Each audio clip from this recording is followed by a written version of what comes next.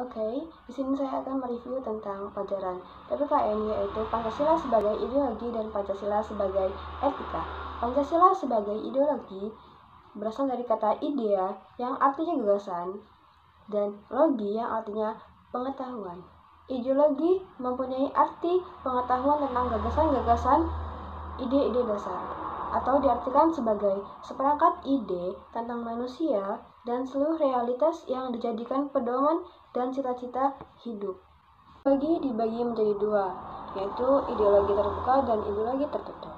Ideologi terbuka yaitu bersifat inklusif, tidak totalitas dan tidak dapat dipakai sebagai kekuasaan sekelompok orang. Ideologi terbuka hanya berada dalam sistem pemerintahan yang demokratis.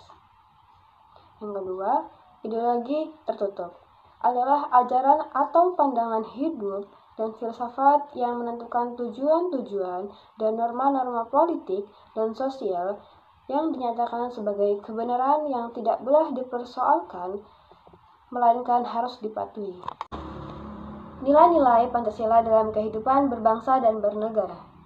Nilai-nilai yang terkandung dalam Pancasila. Sila pertama, ketuhanan yang Maha Esa, mengandung nilai-nilai ketuhanan, tidak memaksakan sebuah agama atau kepercayaan pada orang lain, mengembangkan sikap saling menghormati dan menjaga kebebasan orang dalam beribadah sesuai agama dan kepercayaannya. Sila kedua, kemanusiaan yang adil dan beradab, mengandung nilai kemanusiaan, mengakui persamaan derajat, hak, dan kewajiban asasi setiap manusia tanpa membedakan suku, keturunan, agama, kepercayaan, jenis kelamin, dan warna kulit, kedudukan sosial, dan lainnya. Sila yang ketiga, Persatuan Indonesia, mengandung nilai persatuan, mengutamakan kepentingan bangsa di atas kepentingan pribadi atau golongan, mengembangkan sikap bangsa dan cinta terhadap tanah air dan bangsa. Sila keempat, kerakyatan yang dipimpin oleh hikmat kebijaksanaan dalam permusyawaratan perwakilan, mengandung nilai kerakyatan, menghargai hasil musyawarah, menjalankan hasil musyawarah dengan sungguh-sungguh dan bertanggung jawab. Sila yang kelima, keadilan sosial bagi seluruh rakyat Indonesia, mengandung nilai keadilan, tidak bergaya hidup mewah, tidak bersifat boros, dan saling bekerja keras. Fungsi Pancasila sebagai ideologi bangsa. Yang pertama, menyatukan bangsa Indonesia, memperkukuh dan memelihara kesatuan dan persatuan. Yang kedua, membimbing dan mengarahkan bangsa Indonesia untuk mencapai tujuannya. Yang ketiga, memberikan kemauan untuk memelihara dan mengembangkan identitas bangsa Indonesia.